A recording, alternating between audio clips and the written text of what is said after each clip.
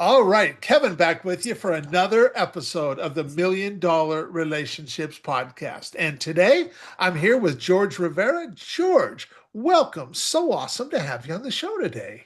Thank you, Kevin. It's awesome to be here and looking forward to this chat.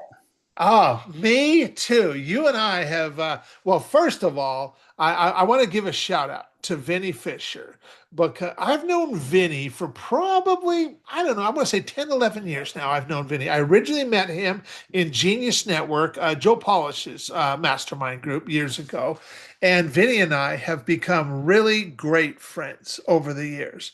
And so when he sent, I can't remember whether, I think he sent a message to both of us and said, hey, I want to connect you guys, and here's why.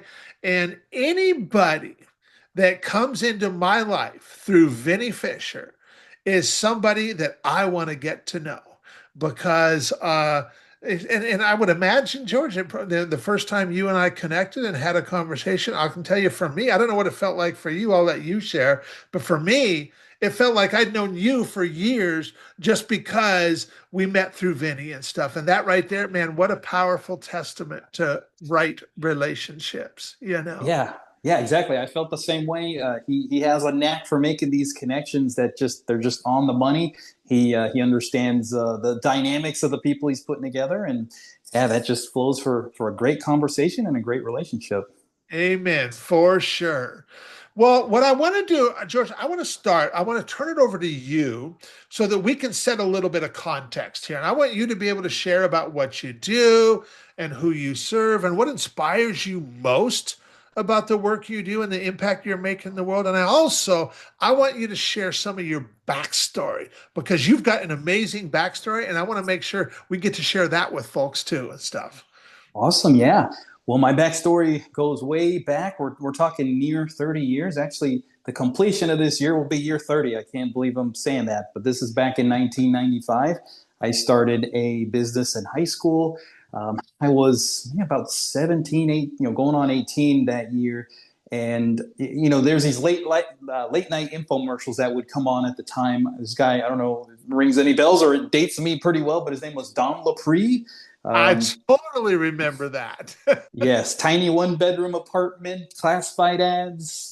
Just it's he was a pretty young guy at the time, probably late 20s, just flashing this amazing lifestyle, his rag to riches story. And I fell for it, hook, line, and sinker. I bought the course, I put it to action, and I did not make one penny.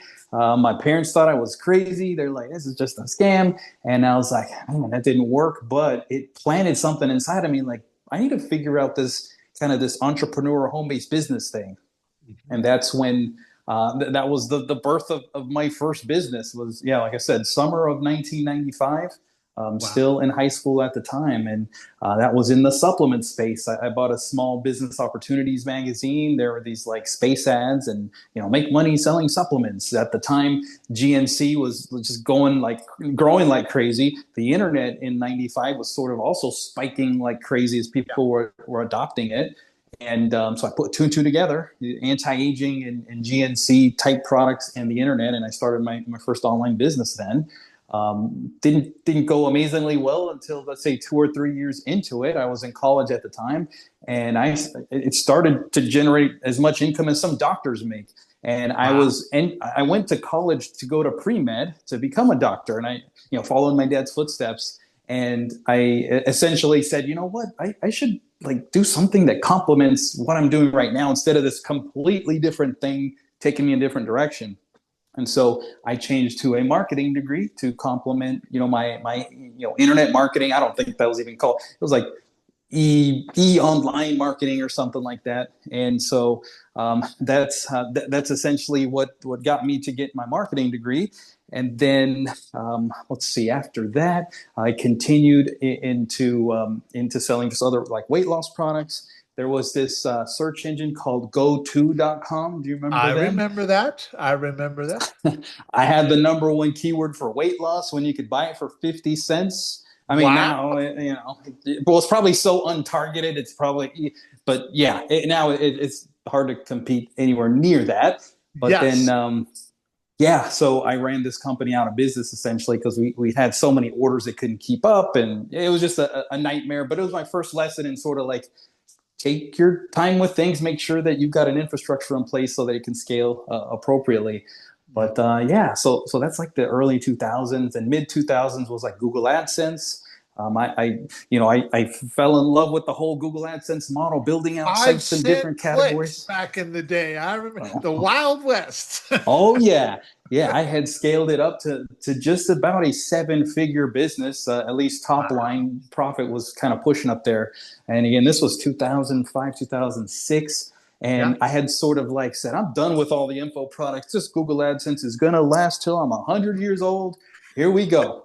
And of course, about a year and a half later, they completely killed the business model. Yep. And I had sort of given up on my other stuff because I was riding the gravy train. And that was kind of my first lesson of let's not put all our eggs in one basket. Uh-huh. So Uh-huh. big lesson number two in life. And I'm like maybe 30, in late 20s, pushing 30. And Okay. so, yeah. And then after that, we're talking late 2000s, early 2010s. I sold some information products on through Google AdWords, Okay. BizOp, scaling that to six figures a month, and then the Google slap came and boom, killed the industry. Then I started an agency. I was part of a mastermind, and at the time, like VSLs and one-click upsells were in its infancy. I mean, there was no true one-click; it was just funky coding to make that work.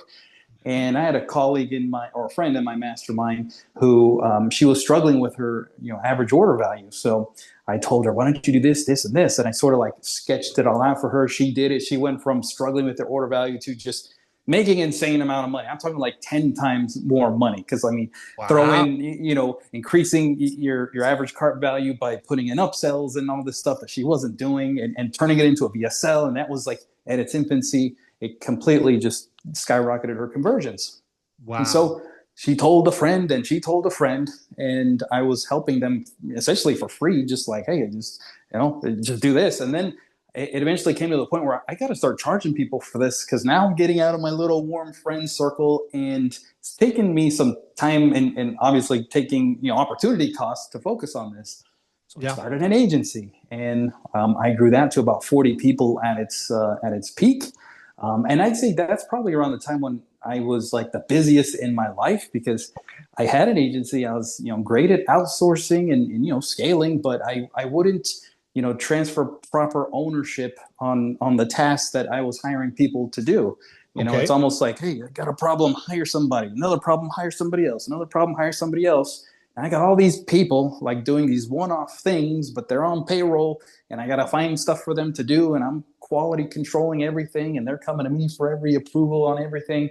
And I realized that not at that time, but a couple years later, that I wasn't giving them proper ownership of the tasks. And I just had this big old spread out team when I could have consolidated them to people with proper roles and kind of like have like your executives and people underneath them so that there's a proper org chart, corporate structure, I guess you could call it, even though I wasn't corporate at all, but for lack of a better word.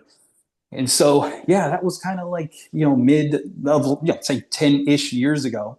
And Okay. then kind of pushing us closer to current day from the business perspective, I started a supplement company 10 years ago, and I treated it like it was one of my clients. I opened up an LLC, a bank account. I threw $5,000 into it, and I said, this is the seed money for this. I'm going to treat it like a client. It's going to just go through the same, kind of like workflows that we have existing now as we build it out. But we'll see what happens with that money. That's my testing budget. And yeah, $250 million in sales later, Wow. that became my primary focus. And so, yeah, I know it kind of shot out a lot there at you, but anything there you'd like to dissect?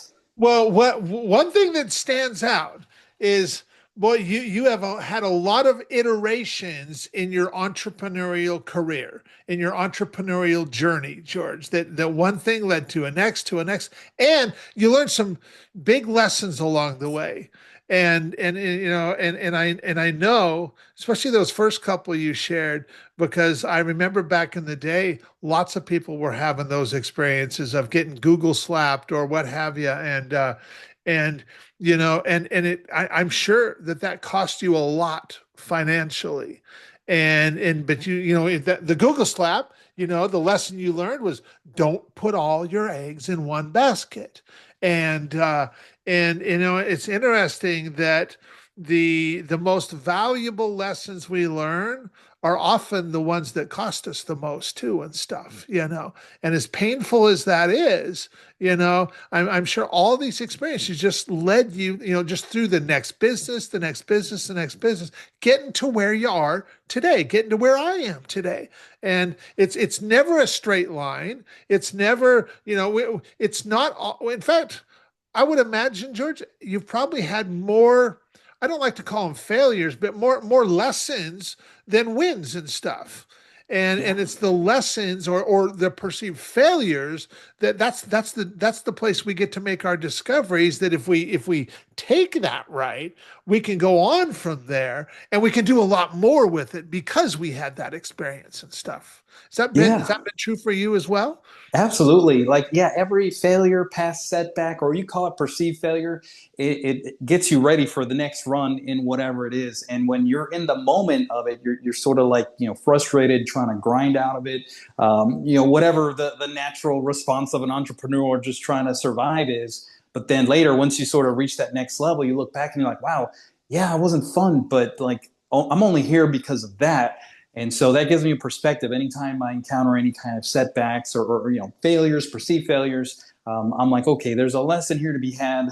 It's important that we learn this lesson because we're going to need it for the next run. And every time there's kind of that next thing, you're a little wiser, a little smarter, Yeah. and hopefully not repeating the mistakes of the past. Yeah.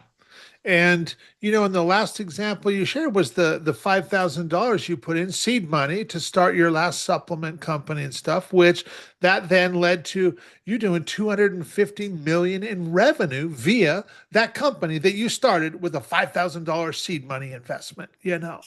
And Yeah. that's pretty doggone powerful. Thank you. And so what are you doing today, George? What are you doing right now, right here? Yeah, yeah. So right now, I'm putting together a program, or I have it together, but it's always evolving. You're always improving upon it, and it's called Buyback Time Formula, and it Okay. sort of takes all the stuff that I explained, all the bumps and ups and downs. It sort of puts it in a book that can teach other people how to do the same thing. And just a quick backstory on how I got to producing this book, and the idea is that I've had a pretty, or I've lived, I am living a pretty good life. I would say around 2018, 2019, I was kind of the peak time when my buyback time formula, which wasn't a phrase at the time or wasn't even in existence, but when it was applied into my own life and my own business, and I experienced amazing freedom that I never had experienced before in my, at that point, yeah, 20, almost 25-ish years online. Okay. And the reason is because I was inundated and I didn't know how to properly remove myself as being the bottleneck on a lot of things. Like I explained earlier, everything kept rolling up to me. I was QCing everything, approving everything when I didn't really need to. I need to stay focused, casting vision on my company, not to mention, spending time with my family. I was burning myself out, I guess the phrase burning the midnight oil, but doing that often. And I would Yeah. work so hard that I would either sometimes pass out at my desk or literally just like stumble into bed because I have no more energy to give, just to get up 3 or 4 hours later and just do it all over again. I was like a zombie for a good stretch of a couple of years, I could say. And yeah, Wow. money was great, income was great. There's no financial problems or stresses, but life was not enjoyable. And so yeah, I developed this system that would allow me to essentially have the same income that I was used to, but be able to buy back my time so that I could spend it with my family, cast vision on my company, start other businesses, and my income doesn't have to suffer as a result. And actually, it went up because I removed myself as a bottleneck. I placed in, proper SOPs, proper documentation, proper training. Now, these days we can implement certain types of AI that wasn't around 4 or 5 years ago. I mean, Yeah. the AI world is changing like crazy. But yeah, just some of the new things that I've been applying lately have bought back, dozens of hours per week that I'm implementing and experiencing right now. But yeah, so that's kind of what's led me to it, is the implementation of it. And actually, for a couple of years after that, I had people, peers and friends, a lot of the same people that we know, they'd ask me like, George, you're living this awesome life. You're like out there in Germany. You're driving on the Nürburgring, which is the world's most famous racetrack, and your business is still going. How are you not, getting stressed out? And I'm like, well, there was a time when I was, but now we're here, and here's how I did it. And they're like, you got to teach this stuff. And I heard it from at least 6, 7 people, different people that don't really mingle together. So I knew that Okay. there was like something here, but I just had no idea like how to package that together. Oh, do this, and this. Okay. I didn't really have a structure. And I would say 3, 4 months ago that whole structure sort of came together.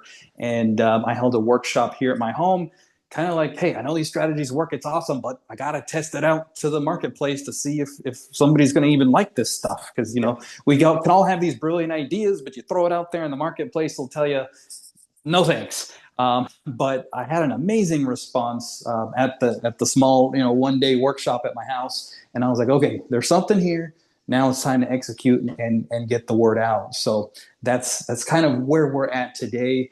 And yeah, and I can even get kind of rewind a little bit even further back on the inspiration to even wanting to buy back my time in that kind of 2018, 2019 timeframe.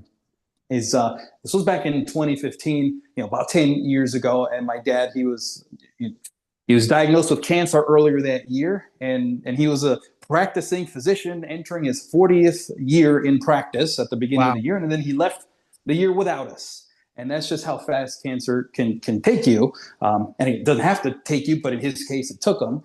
And I would say he was diagnosed like around February, and when he came to tell me the news, he treated me as if I was the patient. He'd been on that side of the bed so many times that he was just like, this is how it works, blah, blah, blah, blah, blah. And I'm like, holy cow, you realize you're the one that's going through this, not me. And he just said it with such sympathy and compassion and just like a good doctor would say, but he's talking about himself.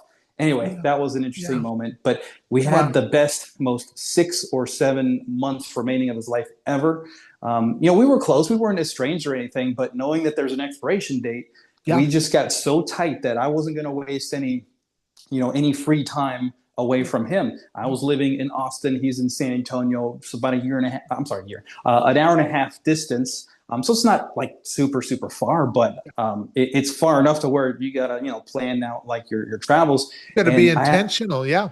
exactly. And just 2 weeks before that, when he broke the news to me, we had a newborn son. We adopted a boy, and he was so proud to like meet him. So I thought he was coming to meet my son. So he did, but then he also like shared the not so great news. And wow, was it hit me like a ton of bricks. And I think it's like God knows how to put things in a certain order, because had that news come like a month or two prior, I don't know that the rest of the stuff would have happened at that time. I might have been like, oh, I need to focus on this or that. So going back to like the traveling to see my dad, I'd go every single day, but I'd come back home because I didn't want my son to forget me. Like I got a newborn and I can't just be out of his life for the first, months of his life. And so that was an interesting, kind of balancing act. But I wouldn't trade it for the world. Like I said, it was a great experience. And towards the end of his life, in the last couple of weeks, he said, don't miss Leo's games. I missed too many of yours. And Leo being my son. Oh man. And it hit me like a ton of bricks. I think I've already said ton of bricks. So like there's these bricks swinging and I'm getting hit, multiple times here. And Wow. so first, it just brought a lot of closure, because I think I mentioned when we first connected that, when you're a kid, you're seeing other dads, attend the kids' games, and you're just like, his dad's giving him a cup of water, a high five, and I'm like looking in the stands, and the empty stands of the dad that wasn't there. Maybe he'll go one day, but not this time. And he went to one or two of them, but it was so minuscule that I hardly remember. So it's probably like one, if I'm being honest. And in my mind, you're a kid and you don't know how to process this. And I was like, I'm loaning him out to the world because he's a life-saving doctor. And he really was. Like the feedback I would get from people, just random people, like, oh, you're Rivera, is your dad Jorge, George in Spanish, Jorge Rivera. I'm like, that's my dad. And I'd be so proud of him. But there was a piece of me like missing him at the games. And so as a kid, you don't Yeah. know how to balance that stuff. So when he made that statement, it was almost like this full circle. Like he acknowledged it. I had already forgiven him. But I don't know. It was just something special about that acknowledgement. And then Yeah. I took it to heart thinking, wow, I'm on pace to replicate the same mistake that he identified that he made. and I need to figure this out. But at the time, you're like deep into it. Like, I don't have time to figure it out. I just need to get through this last project, last thing. It's midnight. We'll get up tomorrow and do it again. And tomorrow's the same day again. Yeah. So you really have to be intentional if you're going to, tell yourself, like, I need to stop missing the moments that matter, because these moments never come back. Like, another thing, like, I never heard my dad on his call it his deathbed, his last couple of weeks, say, I wish I would have seen one more patient, or I wish we could have closed that one, another property, because he was in real estate too. Nobody ever says, I wish I would have taken that client call, or Yeah. I should have upsold them to another service. You're just thinking, are the people that I love around me, because I just need them right now, and I wish I would have spent more time with you, but I need you right now. Yeah. So that was an interesting glimpse into kind of the last moments of life, and what you really reflect on and what's important. And I was like, I need to design my life so that when I get to his stage, I can say, you know what, I left it all out there. And yeah, I think everybody's going to be able to look back and say, I wish I would have done these 5 things different. But you know what? I had time to make up for it, and we're good. And my son's out there continuing the legacy, because the way that I see it is, my son, I'm training my replacement in life. Yeah. And I need to have, I need to have focused attention on him, because if I don't, then he's going to get influence from somewhere else. So might as well be from me. Might as well be intentional. So that was kind of the birth of the problem that I knew that I had. Yeah. But at the time, I didn't have the solution. And it took, I'd say from 2015 to like 2018-ish, till it started to finally kind of birth itself into something. So, Wow. yeah. Wow. Well, I will tell you, George, there is no hiding your passion around this, because this was a very real problem that you had. You recognized it because of the comment that your dad made to you before he passed away, saying, hey, don't miss your son's ball games and stuff, And your dad also obviously, felt a little bit of remorse or what have you, that he missed your games. Because in that moment, he's like, you know what, man, I should have gone to more of George's games, Yeah. and Yeah. and and the fact that when you started putting this together, that you had such a response from so many entrepreneurs who already knew you, and knew, especially those who know you, and they've seen your evolution, and they've seen what it was like for you running the other business, and what life became for you once you got intentional about, what, I'm not just going to be an entrepreneur who provides financially for my family. I'm going to be a husband and a father who's present for my family. And I'm still going to provide for them financially, but I'm going to be present for them as well and stuff. And Yeah. and man, what a gift. What a gift that is, man. I mean, I being a husband and father to 7 kids, my wife and I are going to celebrate our 20th anniversary tomorrow. Wow. And Congratulations. yeah, thanks. That's an accomplishment we're pretty proud of, Thanks. I'm And going to have to ask you for some survival tips. and I don't always get it perfect, but I know what my intention is, Absolutely. and I it's our families are both pretty blessed, George, because they do Amen. have entrepreneurial dads, entrepreneurial husbands who don't just provide, but just are present for them, and they're like, and like going to my kids' games and going to dance recitals and doing all this stuff, and and I wouldn't trade it for nothing, because I see how the kids respond to that, and it's important. And for the entrepreneurs in your life, that when you came back with this buy back your time thing, they're like, oh my gosh, you've got to do this, George. You've got to do this, because they already knew you, and they already Mm. knew you, and they saw the transformation in you, and they wanted the same transformation for themselves. And I'm sure there's a lot of entrepreneurs listening to this right now that are hearing your story and thinking to themselves, man, um, maybe George can help me too. Maybe George can give me some insight too, because man, I could sure go for some more in my life of what George has got going on in his life and stuff. And for anybody who might be thinking that, we won't leave you empty-handed. I'll make sure at the end we share any websites and resources and stuff. Um, for right now, I want to switch gears just a little teeny bit. And I'm going to reiterate the question I want to ask you for the benefit of our listeners. And so, George, have you ever been introduced to a person or persons who completely changed the course of your life or your business, so much so that much of what you have today would not be possible if not for this person or persons? And I'm just really excited to hear your story and your experience around this topic of relationships. Yeah, and there's some questions that are sort of difficult to answer, and takes a while to sort of come up with an answer that you're content with. But this one is so easy that I'm sort of like explaining it longer than it came to take to figure out the answer, which was like a point 2 seconds. But it's Vinny Fisher. It's our Okay. good friend Vinny Fisher making an encore, or coming back around on this presentation here on this podcast.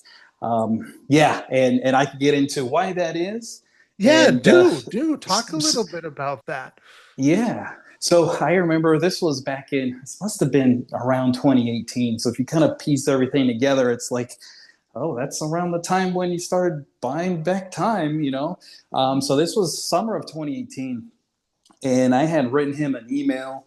And, him and I have been good friends, obviously much closer friends since then, just given the life experience. It's been now, what, 7-ish years.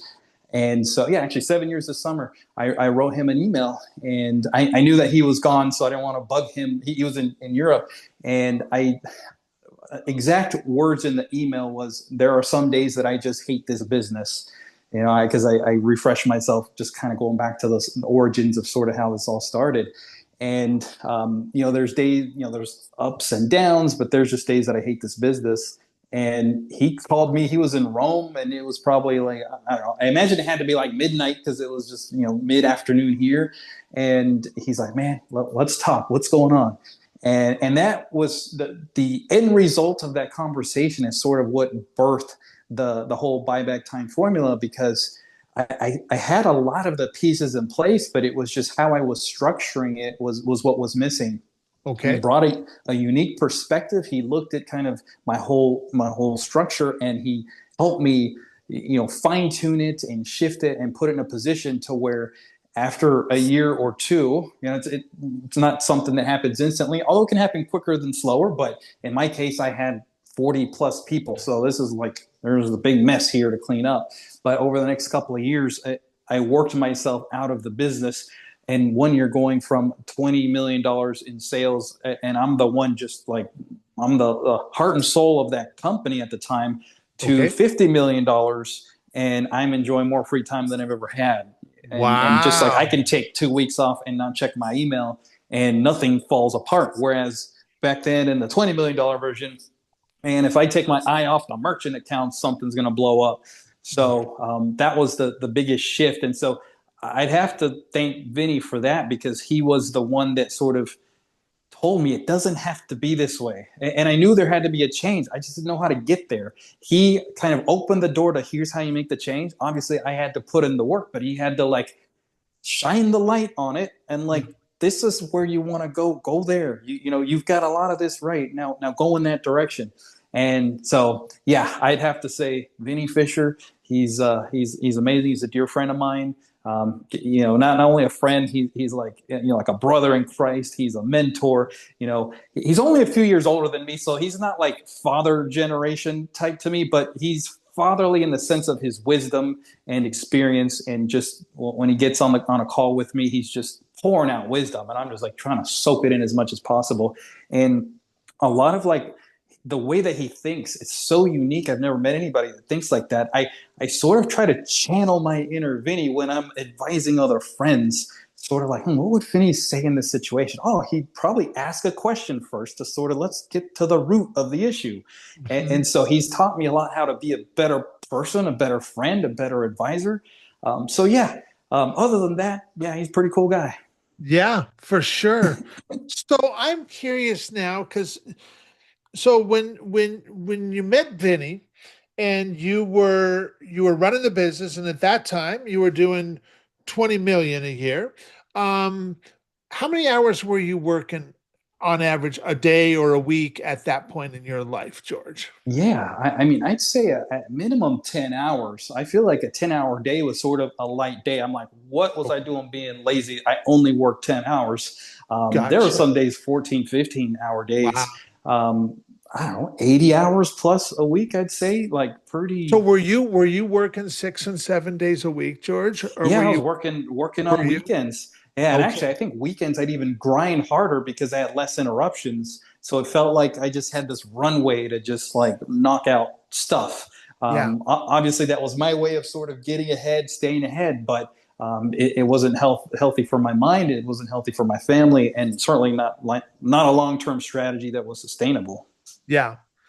And so now we look at the other side of that. So now you implemented some of this stuff. You bought back your time. And so not only does your company go to 50 million in revenue, which is some serious growth there, but now you're working less time. Now what kind of now what is how many hours a week or a day or whatever are you working typically? Yeah, I'd say if I'm working sort of in creation mode, I might kind of up it a little bit. So I might still put in 20, 30 hours in a week if I'm like Okay. producing, which Yep. is still nothing compared to what I used to work. But Yeah. yeah, I Yeah. mean, these days I could go 5 hours or less because we're traveling or we're doing something to where I don't really need to be like, there's nothing that depends on me. Like I could literally turn my phone off now and just check back in tomorrow. Nothing will have fallen apart. And if there is something that fell apart, somebody was notified and they fixed it. Like it didn't have to fall on me. And just having experienced this is something that I just feel like it's God's purpose of putting me on the planet to help share this with other, entrepreneurs. Sure, you can make more money and it's a nice lifestyle, but even more important than that, and that's like a secondary benefit. It's being able to be with your family for the moments that matter. Because some people I know that they're missing, games, or they feel like they're having to compromise, and that's just an uncomfortable place to be. You want to be able to, with certainty say, yeah, I'm not missing any games. That's a non-negotiable. Or I'm not missing the graduation, or or if you don't have kids, maybe it's uh, a friend's event or something, like whatever moments are special to you that you should be there, but you're putting work first, and you're never going to get those moments back. It's Yeah. never too late to say, hey, this needs to change because I've already missed moments I'll never get back, but at least I did something about it. So Yeah. that's what I encourage people is, hey, it's never too late to change, but the longer you wait, it's like, well, those missed moments rack up, and we want to be the one that experience those moments, not miss them. For sure. For sure. And so, because I know there's a lot of entrepreneurs that their business starts taking off and they start becoming successful financially and as an entrepreneur, but then it just the scope creep, it ends up just taking up more and more of their time, and maybe they even take vacation with their family, and maybe take a week or two long week a week or a 2 week vacation, but they've also got to have their cell phone with them, and they're constantly got messages coming in, maybe calls coming in, like, oh, I gotta gotta take this guy, gotta take this one call really quick, and in your experience now, is it possible? I mean, have you taken a vacation for, I don't know, a week, 2 weeks, where you just were able to totally disconnect and your team handled it all and you were able to be fully present and not have, what's that like for you now? Yeah, absolutely. I've been able to take an extended period of time off. And I don't go completely silent to where I tell them, "Hey, I'm off." But like anytime issues come up, it's like they just get handled. And I went from sort of being needed to a little bit less, a little bit less, a little bit less, to where like I'm not even bothered anymore. Sometimes I have to go in and check, are we still okay? Is everything And okay? yeah, exactly. And we are. So some of the things I've been able to do a couple of years ago, we went up to northern Michigan and we fell in love with the area, and we bought a property up there and we've turned it into an Airbnb, and it's been very successful. But it's a lot of work. You're dealing with contractors and stuff. So being able to sort of focus on that, build another income stream, and sort of enjoy that lifestyle, as well as it was a good training opportunity for my son too. I taught him how to negotiate real estate deals. I taught him how to look at, like things inside of a home that needs to be fixed, and like at what point is it worth fixing it because it's going to be a rental. So just giving them the mindset of this is how you do this type of business was a great opportunity to sort of like be able to do a little bit of work, set up some side income, as well as like mentor and train my son who's homeschooled, so he gets to tag along with us on our crazy adventures. And That's awesome. yeah, and I know that's a whole nother story, but it's awesome to be able to go and say, hey, we're studying the Washington Monument this week in our homeschool agenda. Let's go see it tomorrow, or this weekend. Yeah. And so having that flexibility too has been amazing. That is awesome. That is awesome. Well, I want to thank you so much for taking the time to have this conversation, George, and for those people who might be listening to this right now, going, "Man, Kev, I really like George. I really love how George shows up and some of the stuff that he has shared with me and shared on this interview, man, it's really got me thinking about some stuff in my own life and in my own business. And you mentioned this buyback time thing. Let's make sure any websites, any resources we can share with folks that might want to find out more from you. Yeah, buybacktimeformula.com. That's Okay. my homepage. You can go there to learn more about essentially buying back time. And, what I like to tell people is, everybody's unique, and you might have a different reason than the other person on why you want to buy back time. Some people just love working, but you need to be able to cast vision on your company instead of being deep into the weeds and focus on the high dollar things. So that's what we talk about in the book. And if you love being around your family, well, great. That's what you can use the book to do as well. So yeah, it'll help you accomplish whatever it is you're looking to do with some structure and some confidence from somebody who's been at it for near 30 years. Awesome. Awesome. Well, George, once again, I want to thank you so much for taking the time to have this conversation today. Really appreciate you, and look forward to getting this out there. Likewise, Kevin. Thank you so much. It's been fun. You bet.